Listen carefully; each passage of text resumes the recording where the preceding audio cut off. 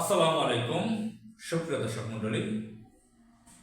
আমরা বাংলাদেশের মানুষ এখন শোকার্ত। আমাদের বাংলাদেশের অভিভাবক বেগম খালেদা জিয়া তিনি পৃথিবী থেকে বিদায় নিয়েছেন। তিনি গত 30 ডিসেম্বর 2025 ইন্তেকাল করেছেন। মহান রবের ডাকে সাড়া দিয়ে চলে গিয়েছেন। তিনি দীর্ঘদিন অসুস্থতায় ভুগছিলেন, চিকিৎসাধীন ছিলেন হাসপাতালে। এই বেগম খালেদা জিয়া শুধু বিএনপির চেয়ারপারসন নয়, তিনি বাংলাদেশের মানুষের একজন অভিভাবক, গার্ডিয়ান ছিলেন। তিনি বাংলাদেশকে ভালোবাসতেন। মানুষ ভুল ত্রুটির ঊর্ধ্বে নয়, তিনি বাংলাদেশের শত্রু দেশ ভারতের সম্পর্কে তিনি সতর্ক থাকতেন, সচেতন থাকতেন। তিনি ভারতীয় আধিপত্যবাদের বিরুদ্ধে খুব সচেতন থাকতেন, রুখে দাঁড়াতেন। তিনি আপোষহীন নেত্রী হিসেবে পরিচিত ছিলেন। তিনি বড় মানুষের মন জয় করেছিলেন, যার কারণে বাংলাদেশের মানুষ তার জন্য শোকার্ত। বাংলাদেশের ইতিহাসের সবচেয়ে বড় জানাজা হয়েছে তার মৃত্যুর পরে। মরহুমা খালেদা জিয়ার জানাজা ছিল বাংলাদেশের সবচেয়ে বড় জানাজা এ পর্যন্ত যত জানাজা হয়েছে। আমরা কিছুদিন আগে 20 ডিসেম্বর আমাদের ভাই শহীদ শরীফ ওসমান হাদির জানাজা পড়েছি। সেটা জানাজাও ঐতিহাসিক বড় জানাজা ছিল, বাংলাদেশের অন্যতম কয়েকটা বড় জানাজার একটা ছিল। কিন্তু খালেদা জিয়ার জানাজা তার থেকেও বেশি বড় জানাজা হয়েছে। পৃথিবীর অন্যতম বড় জানাজা এটি ছিল।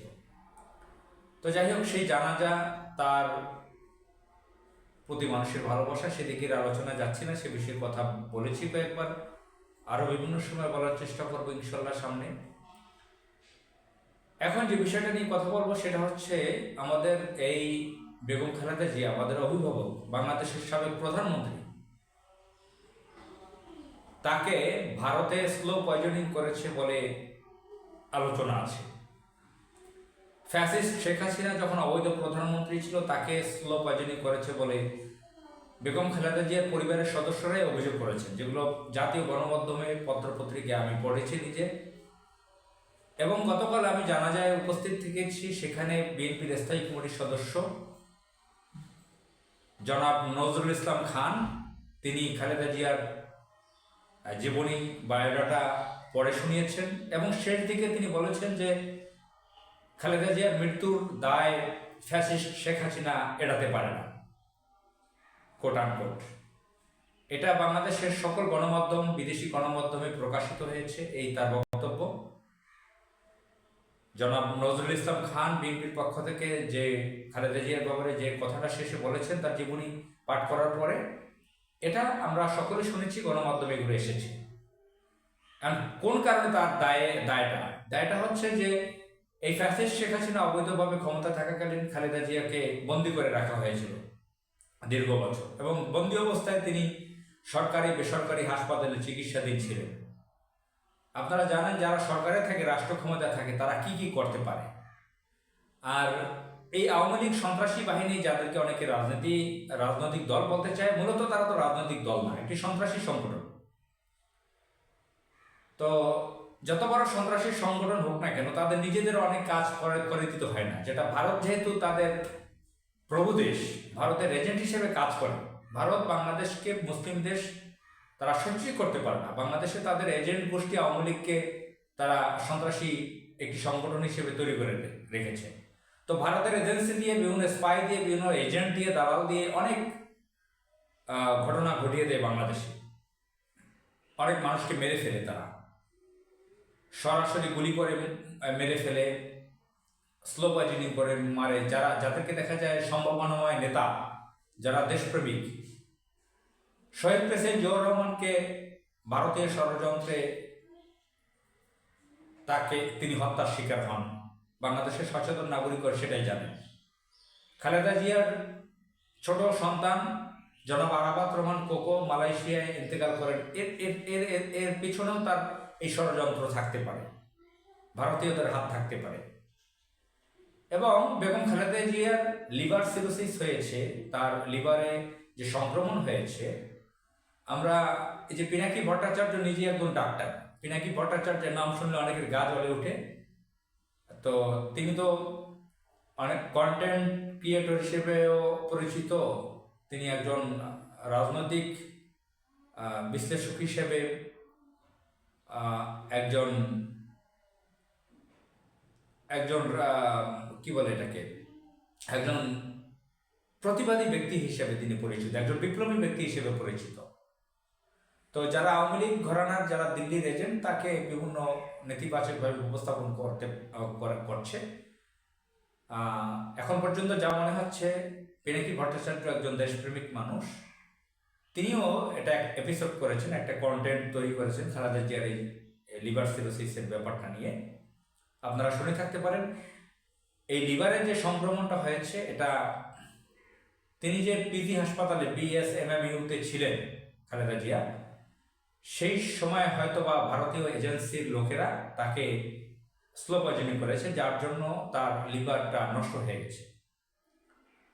হায়াতের মালিক আল্লাহ। খালেদা জিয়া প্রায় 80 বছর বয়সে ইন্তেকাল করেছেন, বা 79 বছর বয়সে।